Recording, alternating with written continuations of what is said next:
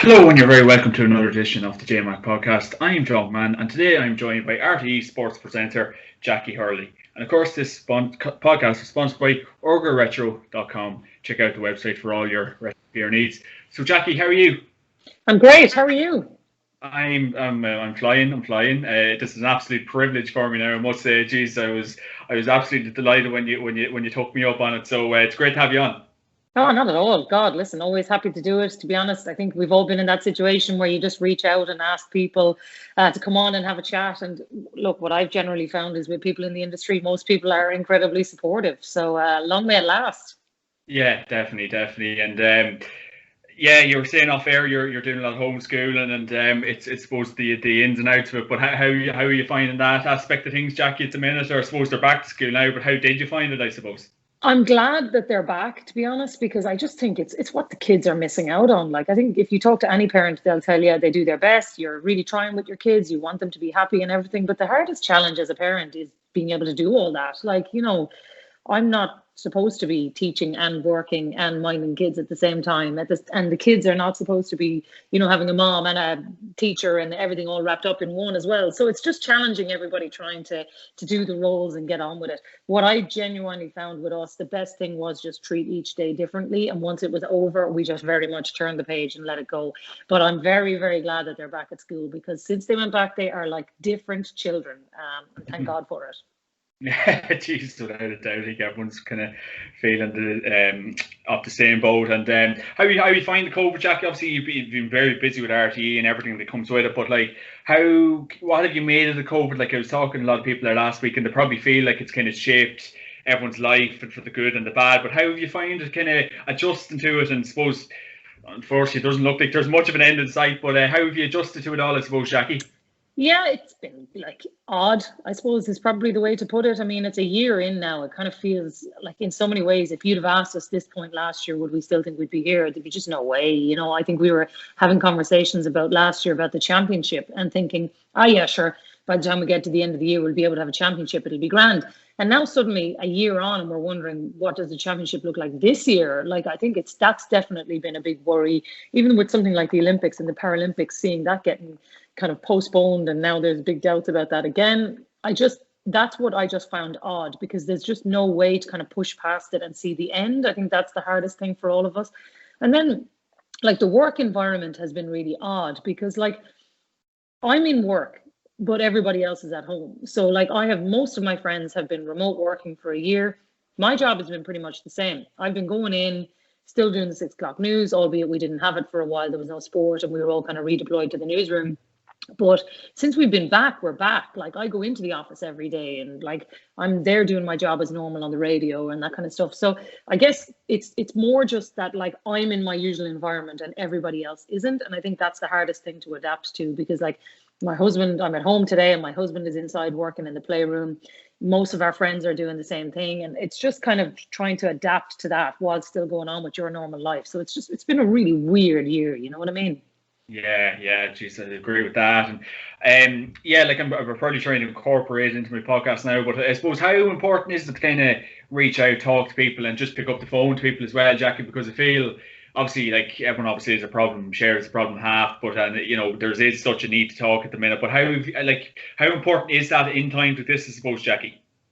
Hugely important. Like, and I think even now, even more important actually, because in a normal environment, people don't really find the time to talk to each other, but people are dealing with even more stress and worry now. I don't think there's been a harder time for people when everybody is going through the same kind of thing together. Like, lots of people have ups and downs, but I think when you look at it right now, there's a lot of people trapped in their houses. They, have nowhere to go. They feel like they have nowhere to turn. And I was listening to Shane Carthy speaking recently about his book, and it's one thing that he said really struck with me, and he was just like, you never know what people are thinking. So sometimes if you're thinking about, will I text them or will I not, and oh God, would they think I'm interfering, and he said always text. And I actually, since he said that, it's actually always stayed in my mind that if there is somebody that I'm thinking about and I'm wondering, should I text or should I not, or should I call, I always do it. Because actually listening to him as somebody who has kind of battled depression, and I'm sure people will be familiar with his story, but it seemed to me that when he was saying if people feel like they need help, don't be afraid to offer it to them either. So that's definitely something that I have taken away from COVID, because I do think a lot more people are struggling, you know, in a very real way this time around. I think there's an awful lot for people to bear this time. So yeah, I definitely have people on my mind this year, and I think I've become a lot more conscious of just what other people might be going through, even though, look, thankfully we've been very happy and very healthy in our house, but you just never really know what people are going through. Yeah, definitely. And I suppose we can kind of touch on to your career as well, like, and before we get on to it, but you've released a book called Girls Can Play Too, if you want to kind of touch on that, and I suppose why you wrote it and what kind of reaction it's got.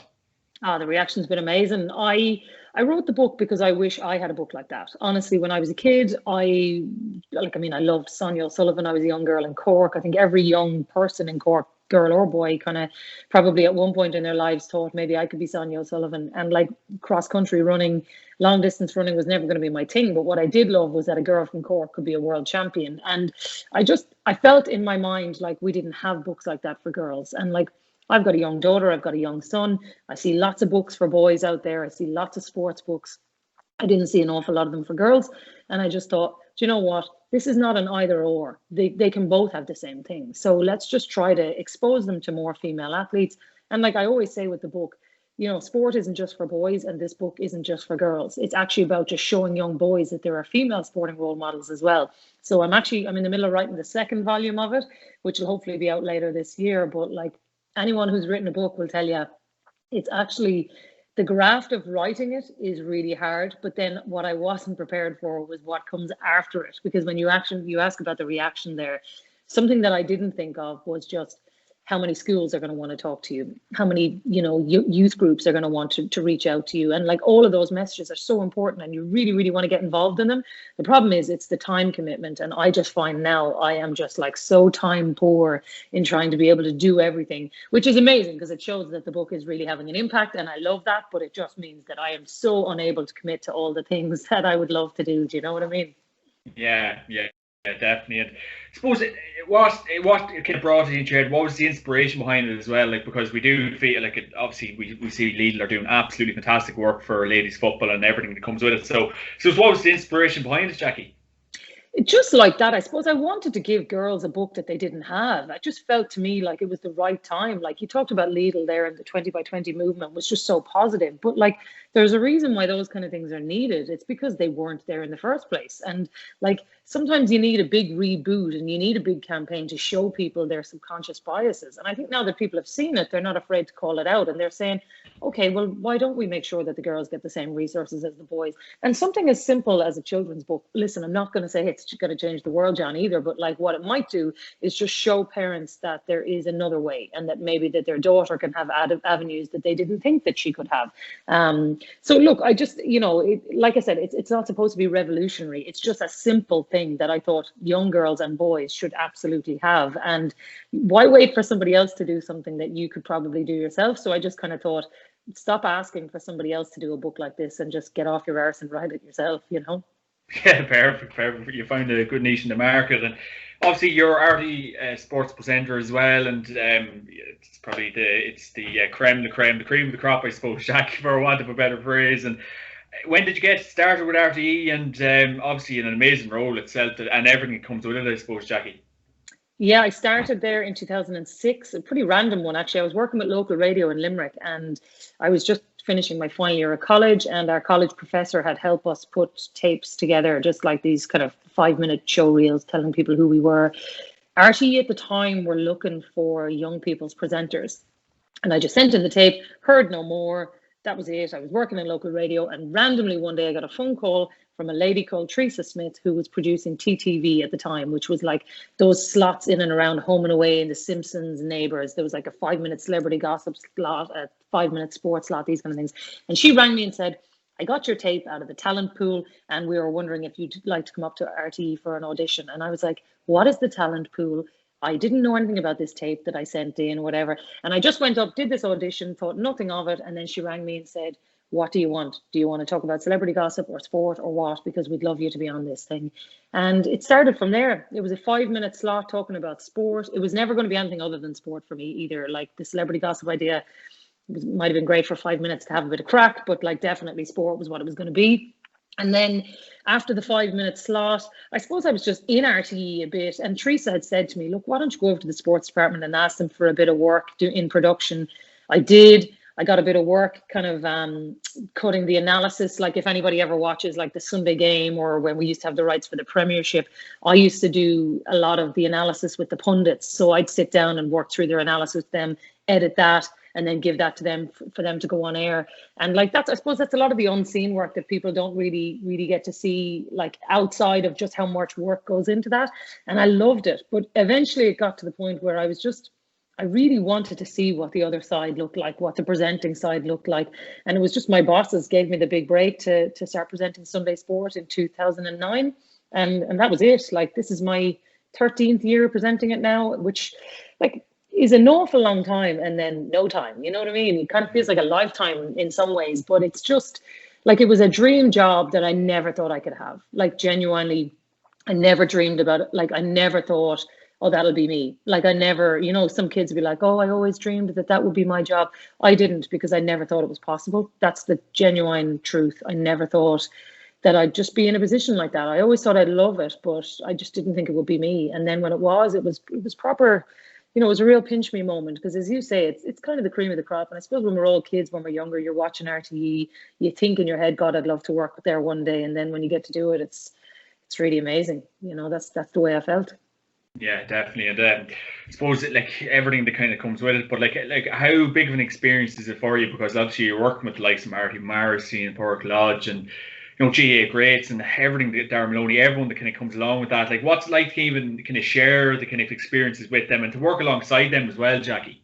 And sure, like, you know, they're a great bunch as well. Like, that's what makes it so fun. Like, even on the radio, you might go out to a match, we might be down in Thurles, and let's say Porrick is doing the final commentary. You might have John Milan in the box beside him, and then I might have Shane McGrath with me, or Brendan Cummins, or Donald Cusack, or whatever. And you're just like, you're there sitting among people whose company you want to talk hurling with them, or football, or whatever it is. You know, you're so wrapped up in it all, and we're all just so like-minded that's what just makes it great. And like, mentioned the likes of Marty and all there, like, sometimes I think people don't appreciate just how much these people put into it. Like, you know, I mean, I could honestly be at a club match with Marty and there could be 250 people come over and talk to him, and he'd think nothing of it, like just sitting down, chatting to people and just like enjoying their company. And, you know, I think sometimes, I suppose in Ireland, because we don't really do celebrity, people off the telly kind of become the celebrity. But like, I'd be there with him and thinking, is he not wrecked? You know, does he not want to go home?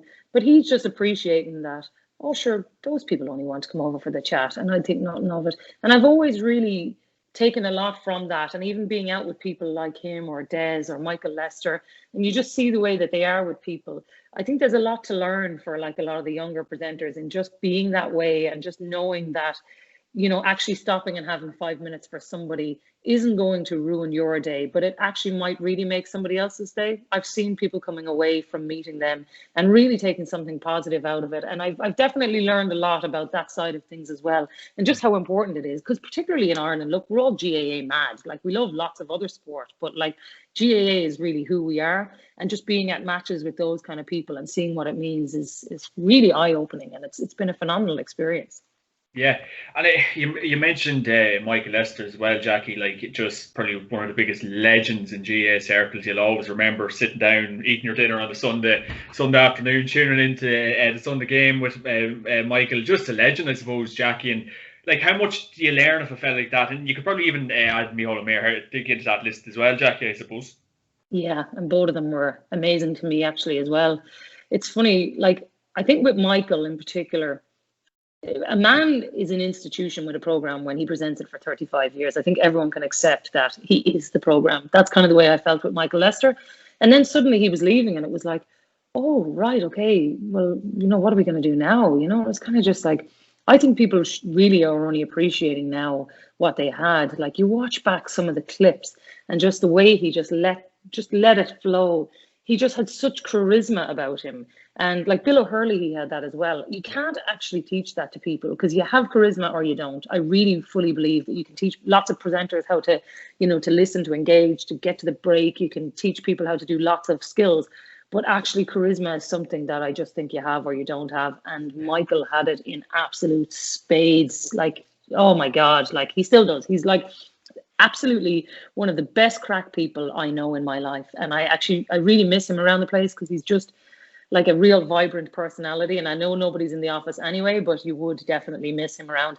Micheál Hurtig, similarly, when I started presenting Sunday Sport in 2009, Micheál was obviously the voice of the GAA at the time. And like, you know, it's just like a 40-year history of the program. And I'd never, like, in my wildest dreams, thinking I'd be on that.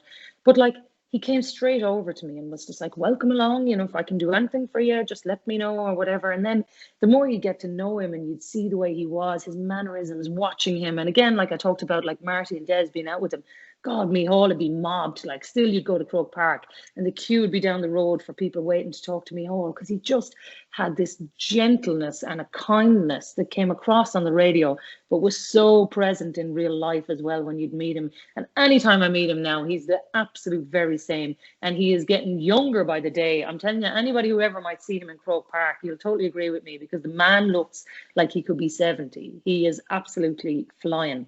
But yeah, absolute legends of the game. And like, in a way, you're in such a privileged position to work with people like that because, you know, they don't make them like that often. And to have so many of them, you know, when I was kind of growing up in RTE, really, and like, I know I wasn't like a child, but I was still very young in my career, and having them around, it really made a huge difference to me. I honestly really believe that. Yeah. I suppose like RTE, like we've grown up watching everything that goes on with it, and like how much. Like it just must just be an incredible experience to be working there, Jackie. And like any kind of sport events that have kind of stood out to you over the years from all your experience in RTE, it's probably a very loaded question. But what would be the ones that kind of stand out and say, Jesus, I was so happy to just be there and present for it? There's a couple of them. Katie Taylor's gold medal in 2012 in London. I was very lucky to be working on the radio that day and kind of calling it home as it happened. And I suppose in a lot of ways, you know, in Ireland, when we have like real superstars and you get to witness them before your eyes, like that's a real proper privilege now. Like, you mean, I remember that day in the XL Arena, there was like 9,000 people there. I would comfortably say 8,000 of them were Irish. You could just hear them roaring around the halls. It was just one of those moments where an Irish person does something on the global stage that will stay with you forever. And we were all there. And it just, even when I think back on it, it was just proper goosebumps. It really was like an amazing, amazing day. Probably of all of them, it is probably going to be number one for the rest of my life. I find it very hard to see anything beating that moment for me. And I've been there for her professional fights and all that as well. Nothing will come close to that gold medal. A few of the others, I think, if you're a GAA person and your team are playing, sometimes the biases are the hardest part to kind of step away from because we're all wrapped up in our cultural identity of where we're from. When the Cork ladies footballers won the All-Ireland in 2014, after coming back from 10 points down against Dublin with 15 minutes to go, they were even surprised that they won the game, but it was because they just never gave up. They just kept chipping away. And I'd be friendly with a lot of those girls. So I went down onto the pitch after they won that. And I'd obviously been working on the radio that day. So you're totally unbiased. You're totally in like just absolute shock of what's going on. But I ran down onto the pitch afterwards just to congratulate them. And they came over. And the first thing they said to me was, what the F just happened? And I was like, you tell me, because I was trying to explain to people at home what in the name of God was going on. And they didn't know. And again, it's just one of those moments where your job and your personal life collide, because your job is there to tell everybody what has happened, but your personal life, you are so proud of these girls who you've known for so long, and you just want to run down there and be one of them for a moment, but, you know, obviously recognizing that you have a job to be done as well. So they're the ones that are the trickiest, but definitely the ones that give you those memories later in life when you're like, I am so glad I was there for that. Yeah, geez, without a doubt. And yeah, it's kind of it's interesting you can mention that, because like I kind of probably, if I'm Cavan based, and like our commentators sometimes kind of get very kind of one-sided on the commentating. But how kind of hard over the years was that for you, Jackie? Like to kind of get that balance between commentating and kind of getting lost in the moment, I suppose. It's hard sometimes because like you're there, like I'm from Cork, right? And obviously we're a very proud sporting county and we're competing on a lot of fronts. So it's regular that we're in All-Ireland finals. We're regularly in ladies football finals, camogie finals, hurling finals, not as much in recent years, but like, you know, football finals similar, but like we are often competing in Munster finals or thereabouts.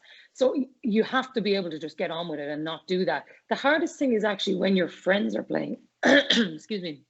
The hardest thing is actually when your friends are playing, because you want them to go well. You know, like I've had situations where, like with Cork Hurling in particular, over a couple of years, where some friends of mine were playing and didn't have great experiences, and you're really trying to perform a critical analysis by asking the right questions, but also knowing that you don't want to bury somebody that later on is going to come back to you and be like, you were really unfair to me. So I always have to say in my mind, am I being fair? Am I asking a question that is fair to ask? And if it's fair to ask, I'll ask it. And I don't care if you're my brother or my sister or whoever it is. If it's fair to ask, I'll ask it.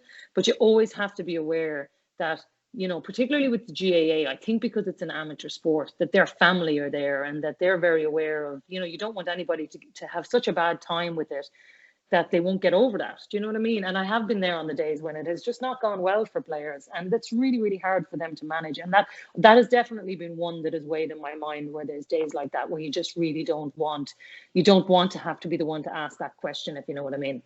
Yeah, definitely. And I suppose kind of touching on to that as well, like the big days, and obviously you say the ladies finals, All Ireland finals, and you know, you're just up the commentary box, you're looking out on 80,000 people in Croke Park, Jackie.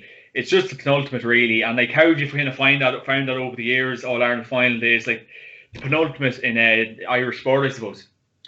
Yeah, like, to me, there is no greater sporting occasion than the All Ireland final. It just, I think as well, because I grew up abroad. I lived in Australia for 7 years, and I was one of those children who my mum and dad had it on the radio at home when we were away. We you know, later in life, we managed to kind of source a TV feed. My father was the manager of the Irish club in Canberra in Australia, and we used to go down there in the middle of the night and watch it over there. And like, you know, the amount of Irish people over there who would sit around the radio or sit around the TV watching it together, I think it made me appreciate it so much more. So now on All Ireland final day, one thing that you will always hear me saying is, you know, we're listening. If you're abroad, let us know where you are, or we're thinking about you, the Irish diaspora who are away, who would love to be here, because I'm always aware that I was that child. And I just don't think we should ever forget Irish people on All Ireland final day. It's the one day that we can celebrate our Irish sport and culture together.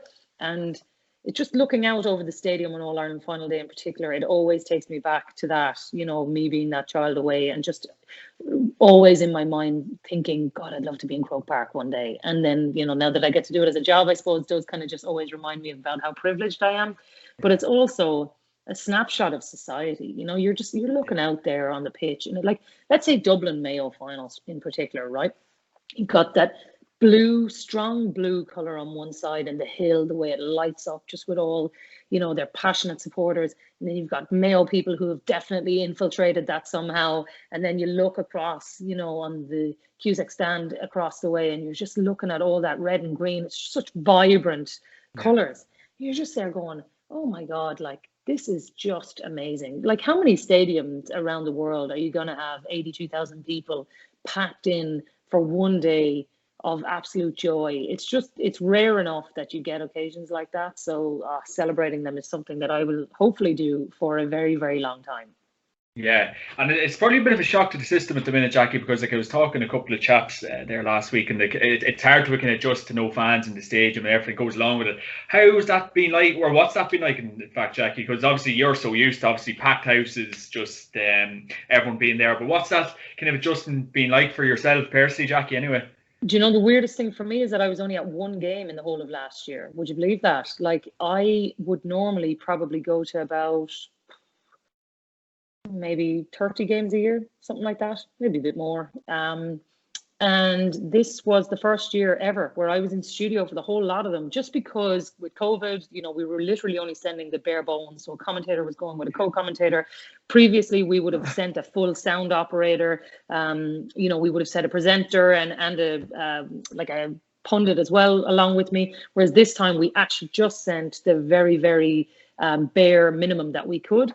So it just left a lot of the presentation teams back at base and all. And it left me really empty, actually, because when you're a person who's so used to going to matches, and you might meet the stewards on the way in and you meet fans on the way out, like when you remove that out of the occasion, it actually just makes it all a little bit more flat. Like you really feel like you're missing the match occasion by not getting that. So it definitely made me appreciate it more. I really thought that we'd be going back to games in 2021. I don't really know what our situation is going to be this summer, but I've really missed it. Like the only match I was at last year was the All Ireland ladies football final, and and because the way the All Ireland finals fell last year, we had two on a Saturday, and I don't work on a Saturday. Usually, I only work on a Sunday sport, so like we only had two to choose from, and then Darren went to one, and I went to the other. So like even for the two of us, we were just like, we normally go to the four All Ireland finals. Myself and Darren were like tossing a coin to see which one would we go to each, and I was like, this is just bizarre. Like it's just such a weird.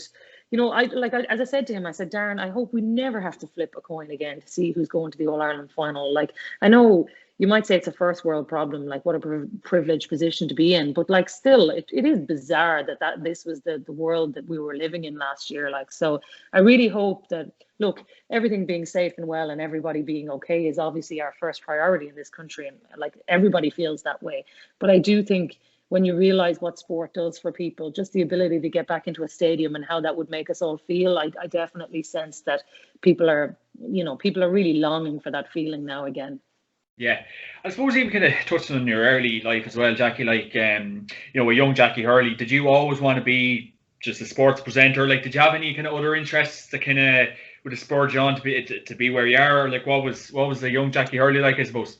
Yeah, it was always this, actually, funnily enough. There was never really anything else in my mind. My mum and dad said I was kind of always walking around with the cardboard cutout, telling them the news, talking about whatever match was on. And it was just like my mum and dad were into sport, my brother and sister were into sport. It was just always in our house. And then I think kind of the idea of being on TV and radio, I guess my mom kind of said I was just a bit of an entertainer when I was younger. I was always kind of knocking around, telling jokes, having the crack. So she kind of always said it wasn't surprising that I ended up doing what I was doing, but incorporating the sport, she didn't know how I was going to do that. She knew I'd play sport and I'd have that. It was just kind of incorporating it as a job, because also you have to remember there wasn't loads of women doing it when I was a kid either. So it was definitely always something that I wanted to do. I just didn't know if it was possible. It was only kind of later in life I was like, yeah, I'd like to go with that. Probably when I was in secondary school, I'd say I probably made the decision then, let's go for it. And I definitely had people who kind of were like, look, there's no jobs in the media, don't do that. But I kind of think if you're strong-willed enough and you really think that that's what you want to do, there's no point in listening to people who are going to tell you no, because they'd probably tell you no to do everything anyway. So I just said, yeah, come on, let's just go for it and see what happens. Yeah. And do you feel like, I suppose in the last couple of years, do you feel like there is a good kind of mix of male and female working within the RTE, GA, everywhere, soccer, absolutely everything? Do you feel there is a nice kind of blend now there, Jackie?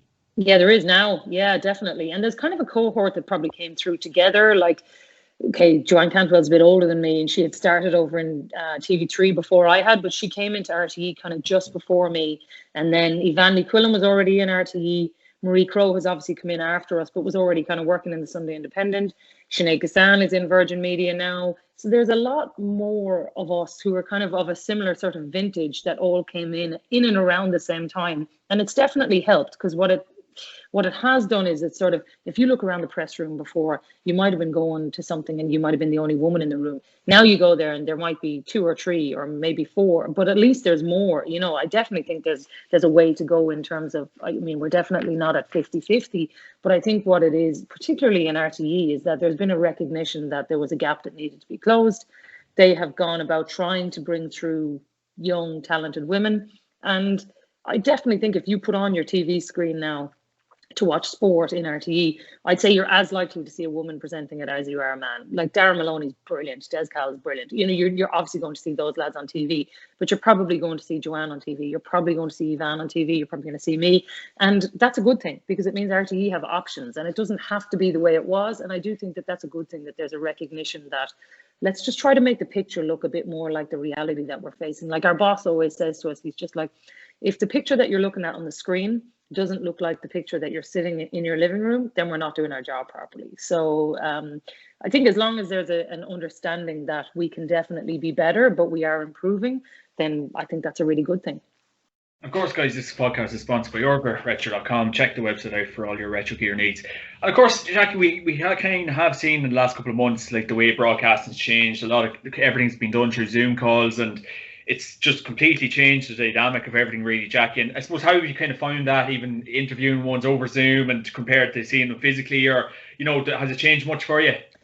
It's definitely taken away a bit more of the crack and maybe it says a lot about my personality as well, that I'd be probably, like, I'd enjoy, particularly on the radio, where things are a bit looser and you have a bit more time to get into it. And if somebody says something offhand, that you can just go with it. You know, I'm not into the structure as much. Whereas, like, obviously TV is a bit different because everything is kind of, you know, very formulaic in terms of you have 3 minutes here, you have 4 minutes here, and that's kind of the way it goes. And similarly with news, like, most of your news packages are a minute and a half. So whereas previously we would never have taken Zoom as an acceptable medium on the news. Like, I think now, if you watch the 6 o'clock news tonight, I guarantee you are going to see about 10 to 15 clips of people in packages in some of the news stories that have been done on Zoom. And there's no way it would have been acceptable. Our news editors would have been like, go out there and get that clip, meet that person.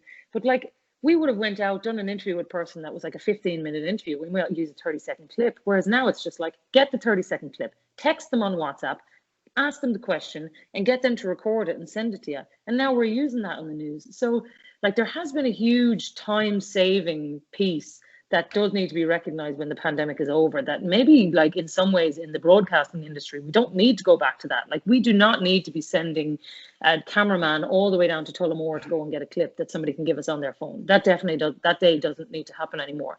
But I really do think that there is a value for long form interviews in being there. And Zoom is great, you know, you can see people's faces and whatever, but you definitely lose the piece in the room in the middle, where there's just that little mixture of being able to laugh and look someone in the eye and just get something more out of them, that they just feel a bit more comfortable. So look, even though I definitely think Zoom has been a savior for us, even particularly in getting access to athletes, because they've all been very willing to talk to us as well on their phones, which has been great.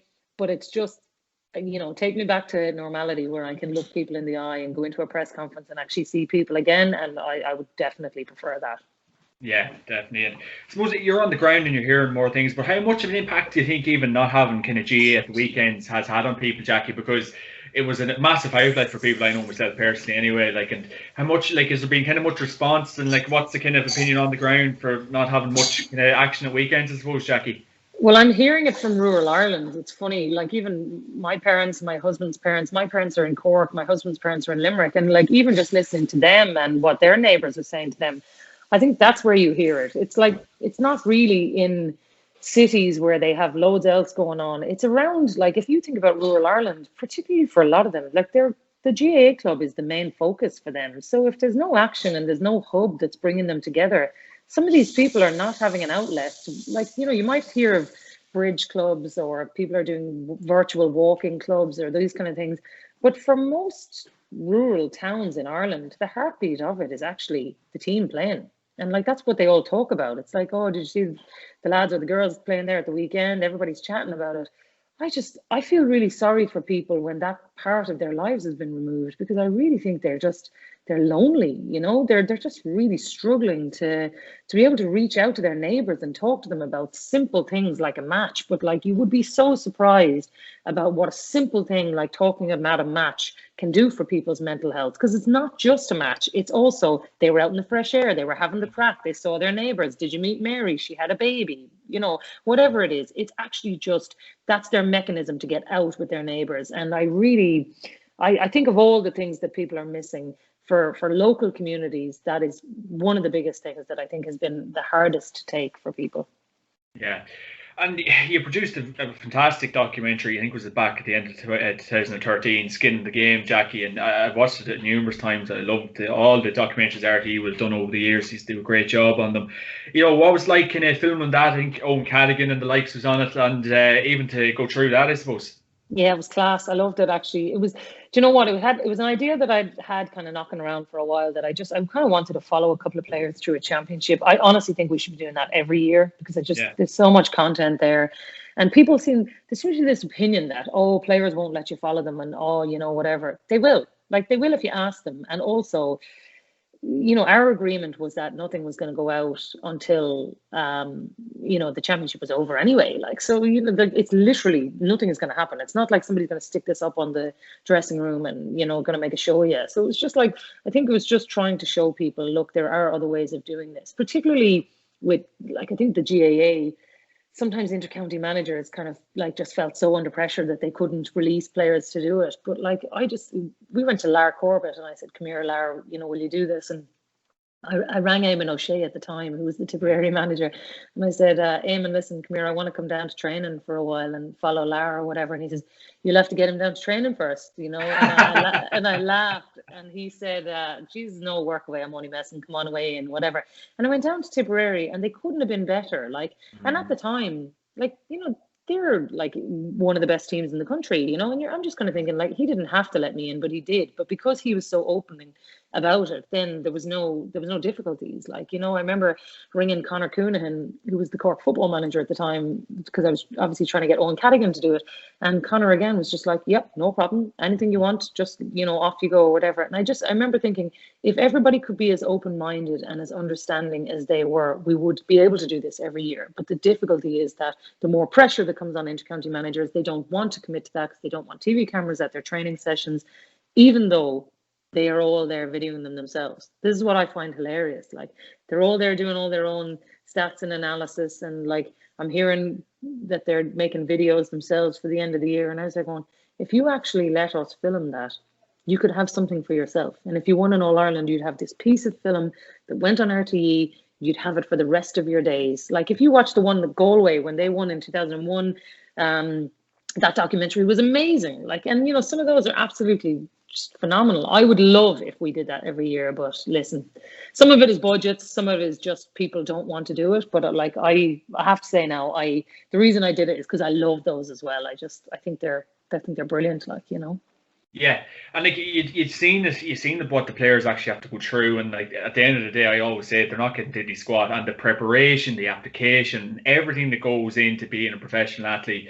Were you kind of astonished by all that was going on, I suppose, Jackie? Yeah, I was. Like, I suppose I would have known it anyway. Just, I think everybody kind of gets it now that you're talking kind of, a full-time job nearly on top of a job to be an intercounty player. But I just, your eyes do get opened when you're in the middle of it and you see, I remember Lara Corbett using the word, he was saying, we're nearly institutionalized. And I was like, that's exactly what you are. You know what I mean? And it's just like listening to him talking, and it was almost like he was realizing this himself while he was saying it. And I was just there going, yeah, but sure, like, this is all you know. Like, that's who you are. Like, and intercounty players, it's their identity. In Ireland, if you're an intercounty player, like, there's a status that goes with that. And I think sometimes the identity piece is wrapped up in all that as well. And it's very hard to kind of step outside the bubble and go, well, if I didn't do this, what would I do with the 35 or 40 hours that I'm putting into this? And I think some of them would struggle to fill that because they love it, like, they don't do it for the money or the recognition. They do it because they absolutely love it, and they don't know what they would do if they didn't do it. Yeah. I suppose like all the documentaries RTE you've done over the years, like, and you've done some terrific stuff, I think Sean Boyle and Paul O'Shea, and like how have all them kind of gone down, Jack, because unbelievably well produced, well written, everything that came with it. Like, and I suppose what was the reaction like to some of them, Jackie?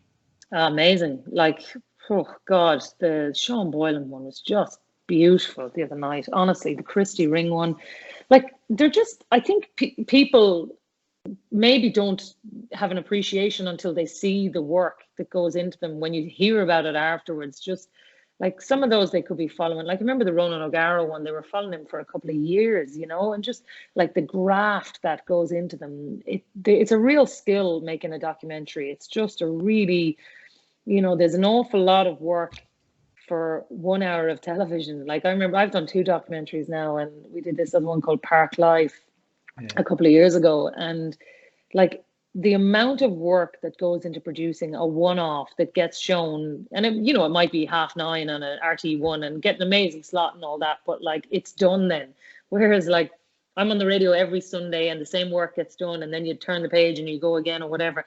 But when you do the documentary and you see the work that goes into it, I'm just like, oh my God, how do people do this all the time? Because I was wrecked after mine. Like, I was so burnt out after it.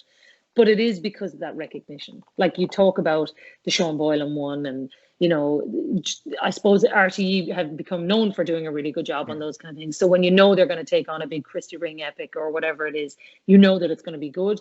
And I think that's why they keep doing it, because there's an understanding and an appreciation that they're going to be resourced. People are going to love it. And this is definitely worth doing. And I think that's the way that they have been. I think they've been excellent. Yeah, and I suppose with the GAA being elite last year, Jackie, I think there was frustration probably when the GAA, or so was it the government team, kind of put it not being elite anymore. And I suppose, what was the thoughts on that at the time? Obviously, we did have a championship run off at the end of last year. It worked well, but I know public safety is so important. But what's the thoughts on that? It not being elite, and the government's kind of doing a bit of a U-turn, unfortunately.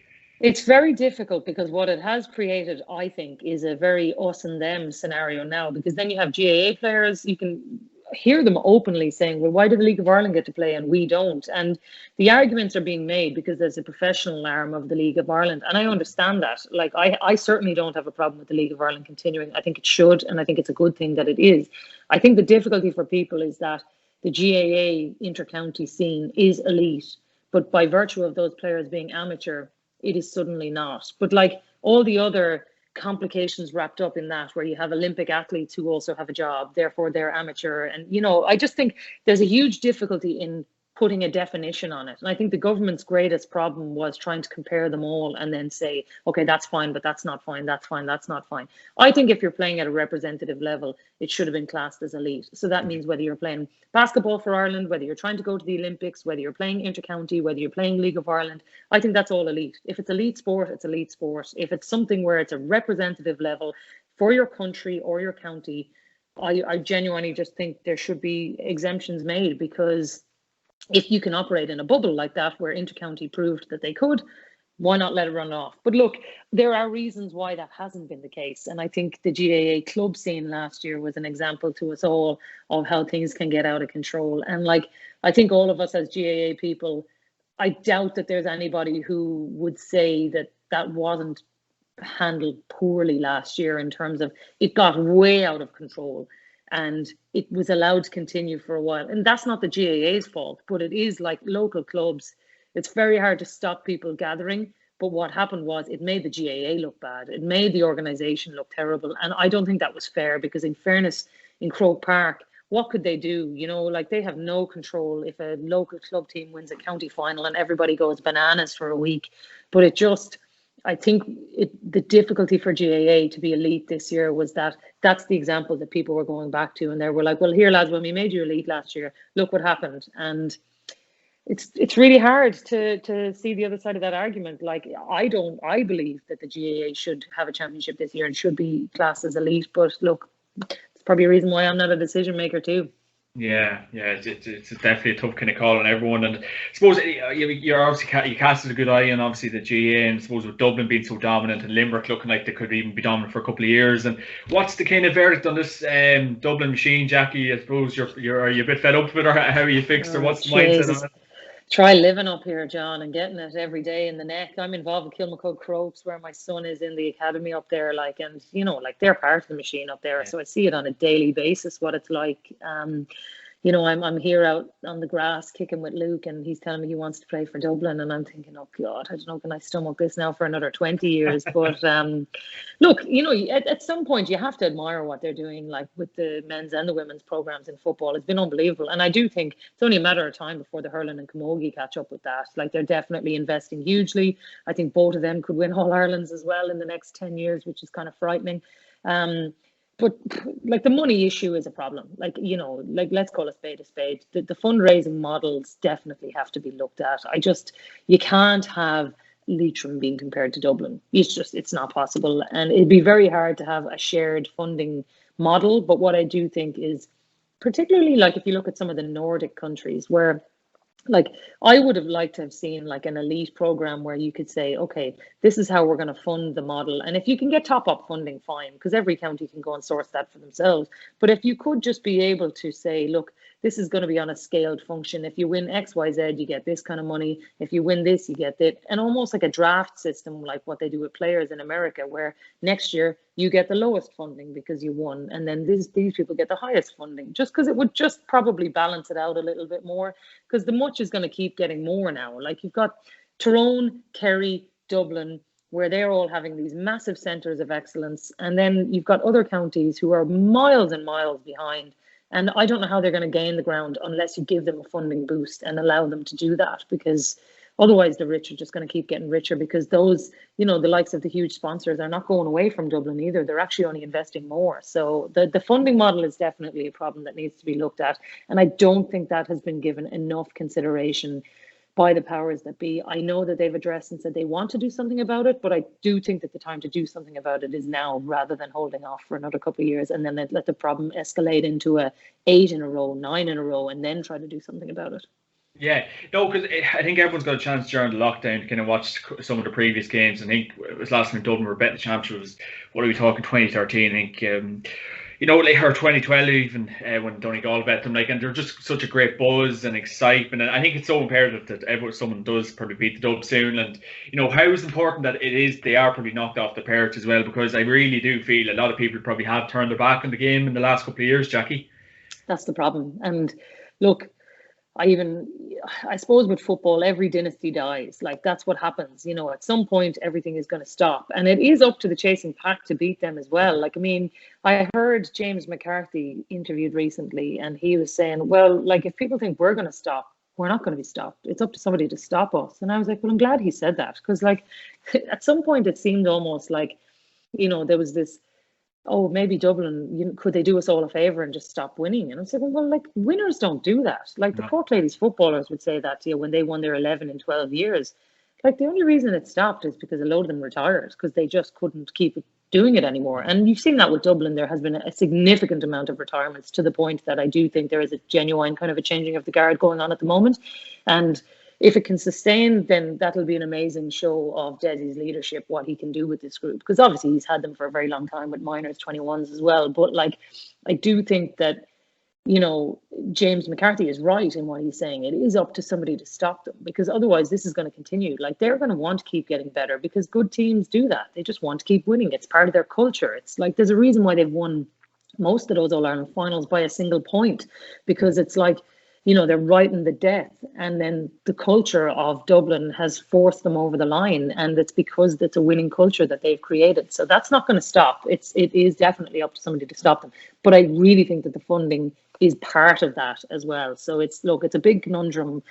And there's a huge amount of jigsaw pieces to be put into that. But, like, at some point, it needs to be given really, really careful consideration, because otherwise it could get out of control.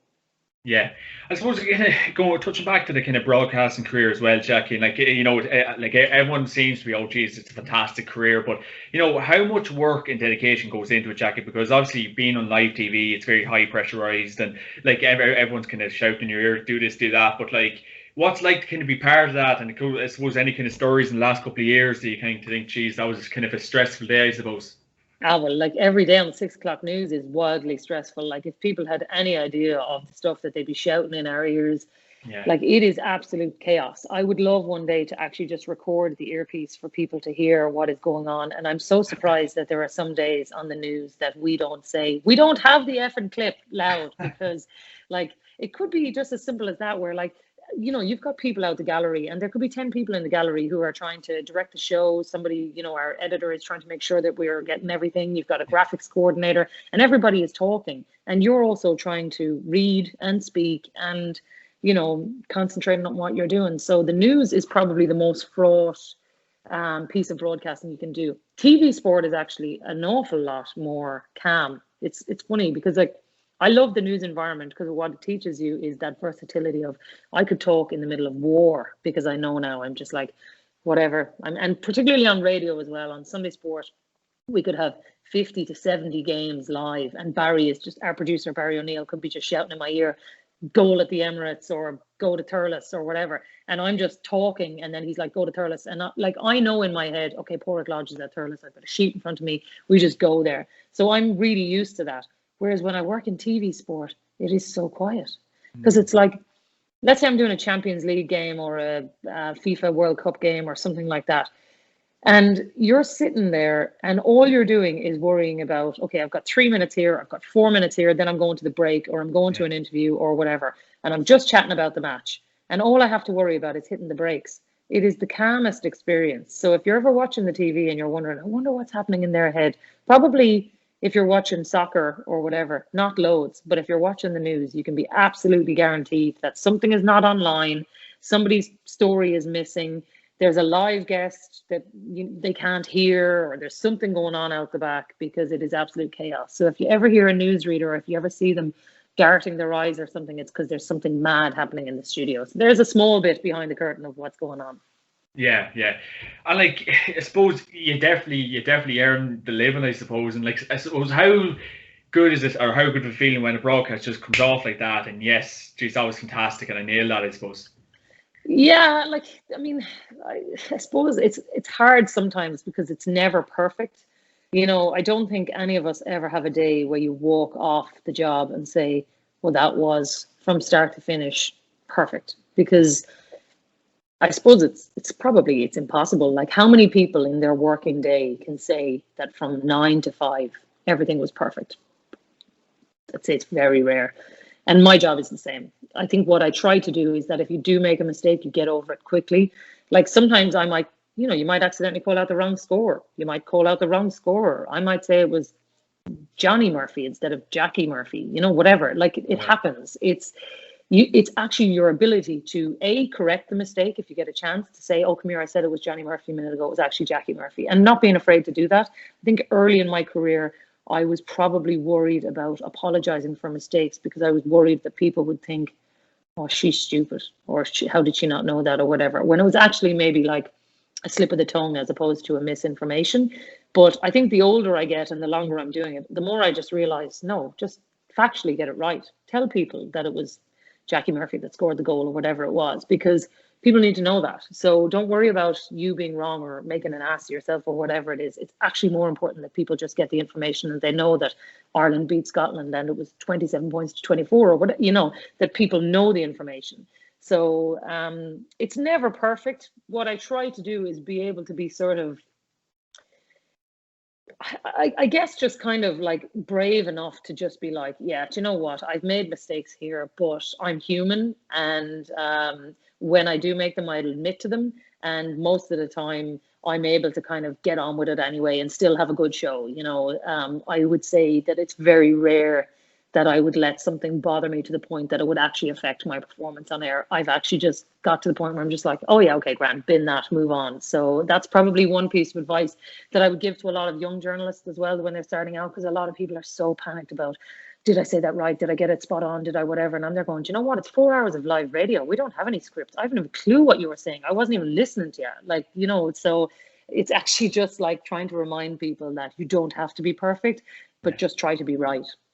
Yeah, I suppose I mentioned earlier on, like with Lidl doing such great work with ladies football. And I suppose is the gap kind of form or closing in terms of ladies football getting more coverage, and obviously compared to the men's? Like, do you feel the gap is kind of getting closer or narrower, Jackie, or where do you think that's all at the minute? Yeah, I definitely can see in the last couple of years in particular, the amount of coverage for ladies football in camogie has, it's absolutely unrecognizable from the game that I saw when I was growing up. Particularly, I think TG Carr with the ladies football, because it's every weekend and it's every match. So you feel like you can properly follow the championship. The biggest problem that I would have had with RTE over the years is that camogie was shown only on All-Ireland final day. And I obviously played camogie and it was my game and it was the one I wanted to watch. But I was always really disappointed that I could only see that once on TV all year. They have rectified that now in the last couple of years, where they started adding quarterfinals, semifinals, and now there's a will to want to do more group games. And I think the one thing that I've seen with COVID this year, the really positive thing, was that every single game was available, because they were all being screened live on, websites, Facebook Lives, whatever it was. You had access to every single game now. And for women's sport, that is the biggest positive. We need to be able to show people that it's on and here's where you can find it. Because before, geez, you could go to matches and you wouldn't even be able to get team sheets. Like, you wouldn't even know who was playing, and you'd be at the game. You could be working in the media box and not have a breeze who was playing. So now I think it's actually just showing people, here, listen, this is being screened and it's on. And like the likes of Lidl and TG Carr and RTE have a huge role to play in that, because the more money and investment they put into it, the better chance people have of seeing it. So look, there's definitely been an awful lot of strides. I really think it's only going one way, and there's still a lot of road to travel, but I mean, it's going the right way, and that's for sure. Yeah, I suppose I was doing my research, and obviously you're an ambassador for Cry Ireland. So if you want to kind of talk about them and the impact you're having on them, I suppose. Yeah, they're a charity I've been involved with for a long time, because I just think what they're doing is amazing. Like, and for anyone who doesn't know, CRY is for cardiac risk in the young. It affects an awful lot of people, like a huge amount of families that have suffered with, I suppose, just a sudden cardiac death of somebody in their family. Sorry, you might have lost me there. No, you're going ahead. Yeah. Okay, sorry. So for cardiac risk in the young, like they're helping young Irish families where there could be somebody who has been 30 or under has lost their life to sudden cardiac death. And I just think what they're doing is really, it's inspiring, because the family who set up the charity, they lost their 15-year-old son back at a time when nobody knew what was going on. And I think to turn that into a charity and to make sure that other families don't have to go through that is really, really inspiring. And yeah, I'm kind of forever thankful that they approached me to get involved, because I actually lost my cousin to sudden cardiac arrest as well. And when she died in 1997, a 19-year-old girl died, and we had no reason for it. I do think now families are being able to understand a little bit more what is happening, and it's because of work like what CRY are doing. So yeah, I'm absolutely thrilled to be an ambassador with them, and I really, really believe in what they're doing. Brilliant. And I suppose, like, young Jackie Hurley, is there anything, when you reflect on your career, is there anything you'd like to do differently, or if you got a chance now, are you happy the way it's all turned out for you? And I suppose, what would be the plans for the future? Well, look, I suppose I'm always grateful that the career that I've had, because it could have easily not worked out. Like, that's the reality. I think there's loads of people who would love to do what I do and just haven't had the opportunity to do it. So I'm incredibly grateful that it has worked out. As for the advice, I think the one thing that I always took from my parents was that there was never a no in our house. It was always a how. That was the biggest question. It was just like, how do we do this? What do you want to do? How do we do it? Like, my sister is a pilot for British Airways, and getting a career like that, particularly again for a woman, incredibly difficult. But my mom and dad, there was never a, oh, geez, that'll be too difficult or whatever. It was just like, okay, how do we do it? My brother, sadly, just before he passed away, was about to become a motorbike racer, and it was just like, there was never a no. It was just, let's do it. So I think if you're a parent these days, removing the word no and asking how instead is really empowering for a child. And it's something that I try to do with my kids, and definitely it was instilled in me from my parents, and that's something that I would really try to promote with kids now. And then lastly, on just what I would do, I suppose, like, more of the same, like getting to work on World Cups and Olympics is something that I genuinely dreamed about, and hopefully I get the chance to do more of them. I've done 2 Olympics. I worked on the World Cup last year. And getting to do more of those Euros, major tournaments, just being part of those is what makes the heart beat. So for me, it's kind of just more of the same and keep on enjoying it.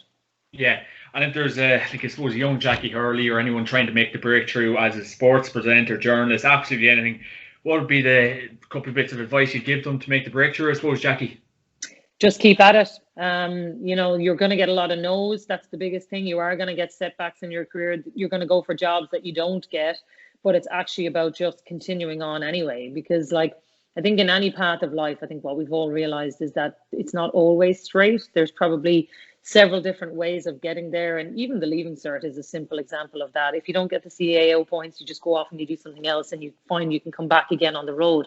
Careers are like that as well. So I just think even if somebody says no to you the first time, doesn't mean you don't get the chance to come back at it again. And particularly now in the world of social media where we live, I think just being your own personality and broadcasting on your own channels is the first thing that you should be doing. And whether it's a young sports journalist wanting to go out to matches and writing your own reports, that's something I did, and it's a really good skill to get into. So just being responsible for your own content to start off with is good advice. And then definitely just don't take no for an answer.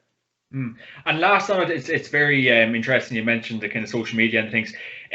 We kind of have seen in recent weeks with the Gordon Elliott situation and everything that comes with it, and COVID, everyone's kind of locked away at the minute, so it's kind of having a big impact on things at the minute, I'd say, social media, Jackie. Yeah, and like, look, there's huge positives with it and there's huge negatives with it. Like, I think, as you mentioned, the Gordon Elliott scenario, like, I think you see there just the darkness in people that sometimes we all pile in, and not realizing that there's a human at the end of it. Is what he did wrong? Absolutely, like, terribly wrong. But I think sometimes when you see the comments, you're thinking, oh my God, why would you do that? Like, just have a bit of humanity and recognize that we don't need to do that. We don't need to be fueling hate online. I just think if it's something that you wouldn't say to somebody's face, then just don't put it out there. It's very simple, because the positive sides of social media should really outweigh the negatives. Like, I love just being able to interact with people. I do think social media offers a really, really good way of doing that. But the more of that stuff that happens, the more it's poisoning it. And like, if that continues, we won't be doing this in 5 years' time, because the model will just be gone and people will go back to a linear model where it's very much us and them, and that whole system will be removed, because you see celebrities pulling themselves off social media all the time, and there's a reason why they're doing it. It's because they're just like, I couldn't be arsed with that anymore. Yeah. So I definitely don't want that. I don't think that would be good for society, because I think it's been brilliant to have the positivity in it, but I think it's just about removing that negative side and making sure that what we get is a society where people feel they can talk to each other, but they don't have to absolutely dismantle somebody's personality online. Yeah, definitely. I think the Caroline Flack situation last year is definitely a massive outline of all that as well, Jackie. So I think people should really be careful what they're putting up. But that's absolutely brilliant. Jackie Hurley, thanks so much for joining me on the JMac Podcast. Of course, this podcast is sponsored by OrgaRetro.com. Check their website for all your retro gear needs. Jackie Hurley, it was an absolute privilege, and thank you so much. Thanks a million for having me. Cheers, John. Cheers, Jackie. Thank you.